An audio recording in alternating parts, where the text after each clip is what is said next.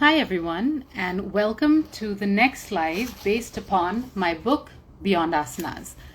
As those of you who log in regularly know, I'm going through every single chapter of my book. This book was published in 2019. I'm going through every single chapter and talking about the important aspects. I'm talking about each asana and the important aspect of each asanas.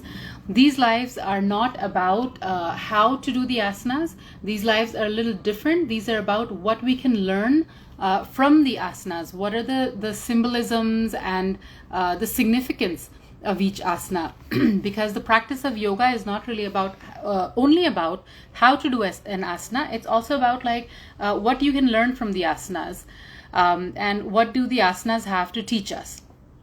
So today's chapter is chapter 15. We're halfway through the book.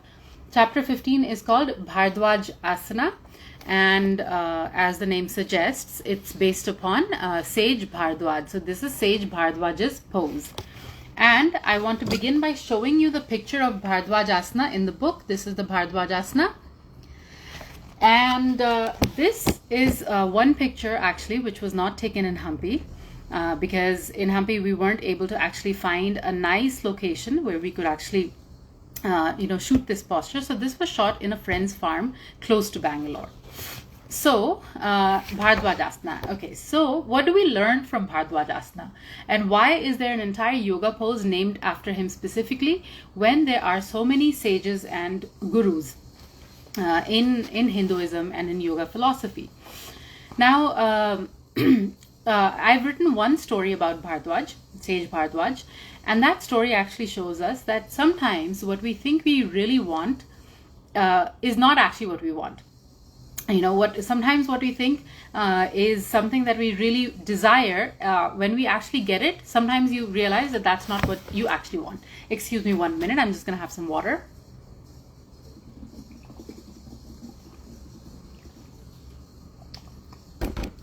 Although it is raining in Bangalore, my throat is parched for some reason. Anyways, so as I was saying, Sage Bhardwaj's story actually shows us that sometimes what we think we want is not what we actually want. So the story that I've written is called The Fruits of Labor. And it's about how Sage Bhardwaj, from the time when he was very young, from when he was really little, he had this desire to study the Vedas. He wanted to study the Vedas. And that is the only thing that he really liked to do. And as he grew up, that desire to study the Vedas became more and more strong, until eventually he decided that he was going to become a teacher of the Vedas. So as he grew up, he kept teaching more and more, and because of that teaching, he became an expert, and he became like one of those sages who knew the Vedas like the best. And because of that, he thought that he wanted moksha. He wanted to be released from this cycle of birth and death.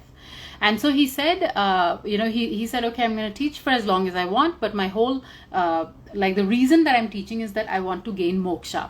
So as he was on his deathbed, Lord Shiva came to him, and Lord Shiva asked him, okay, Bhardwaj, you have studied the Vedas, you are one of the best teachers of the Vedas, so what is it that you want?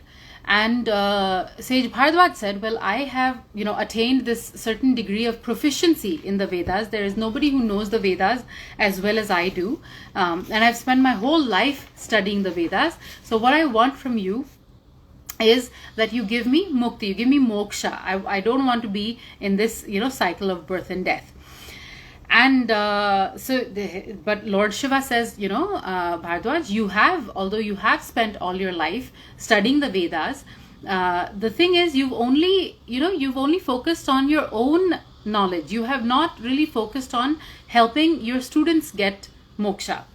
And real knowledge is that knowledge which is actually shared with others. And real knowledge, only once it's assimilated can it have any use for us. And so Lord Shiva said, well, in this lifetime, I cannot grant you moksha, but maybe you can be reborn as a teacher. And as a teacher now, this lifetime, you can work on sharing your knowledge and helping others find the path that, that you have enjoyed so much, the path that you want, that you want You want moksha, so help others also gain moksha. Teach them just like you have learned yourself. So Sage Bhardwaj was not happy about this, but he couldn't do anything because in front of Shiva you can't really do anything. So he said, okay, fine, if that is the only way that I can gain moksha, that's what I'm going to do. I'm going to come back to earth and I'm going to, spend all my time teaching students how to gain moksha. So finally, he comes back on earth, and again he lives the life of a teacher. This time he's even more famous as a teacher. Students come to him from far and wide, and everybody knows he's such a great teacher, and he keeps teaching until he cannot teach anymore. He's literally on his deathbed and he cannot teach anymore. And he says, he feels a sense of fulfillment in that. And so then Lord Shiva comes to him again and he says, okay, now say, you wanted mukti, you wanted moksha, now I'm willing to grant it to you. And this is when Sage Bhardwaj says, no, I thought that I wanted moksha, but I have actually found a purpose in teaching. I have found that I feel much better teaching others about moksha, teaching others about the path that I have sort of walked on, and I feel better like walking the same path. So do not grant me moksha. Instead, let me come back, like lifetime after lifetime to teach others. And because real knowledge, unless it uplifts other people, unless it helps other people, that knowledge is useless. There's no, there's really no, it's useless. There's no point in it. So Shiva is very happy when he hears Bhardwaj saying this. Shiva feels like Sage Bhardwaj has finally become enlightened. He's become an enlightened sage. He's not just somebody who's running after knowledge for a goal. He can actually exist in the state of enlightenment, and from that state of enlightenment he can now become a better teacher. He can teach others a lot better. So that is a story, and in this story we actually see how Sage Bhardwaj, once upon a time, he was so intent on getting moksha that he spent his entire life chasing after that. But then once he was forced, because of circumstances, because Lord Shiva knew better, because he was forced to look at something else, another point of view, he saw that maybe moksha is not what he wanted. He saw something, he found something that resonated much more with him. So that is the lesson that we get from Bhardwajasana, that sometimes particularly as yoga students, as yoga teachers, we tend to focus only on asana, and we think asana is the purpose of yoga. We think this stretching, having a perfect body is the purpose of yoga. But actually this story shows that sometimes you can get so narrow-minded, so focused, and we can have this tunnel vision which prevents us from seeing the glories or the great things and the nice things and the benefits of the rest of the practice. So similarly, just like Sage Bhardwaj found out that he actually liked teaching, that was his true calling.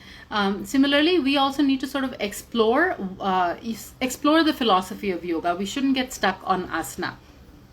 Now, I'll just read out, like in all of the stories, I've written a little summary of the important points. So I'll just read that out to you guys. So it goes, when he was thinking of moksha, Sage Bhardwaj was only thinking of himself.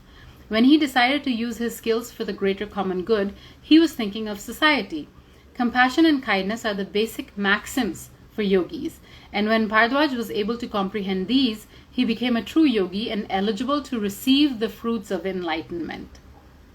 So that is about the Bhardwajasana. Also, another little point that I've made is, once our thoughts are aligned, we must try to align our worlds. And in this case, I mean the different worlds that we inhabit, like the world at work, the world inside us, the world at home, the world of our hobbies and friends, the different worlds that everybody inhabits and resides in. When there is alignment, there is a sense of balance, and that is the true purpose of yoga. So this asana also teaches us in a way about the true purpose of yoga, and this is the book again.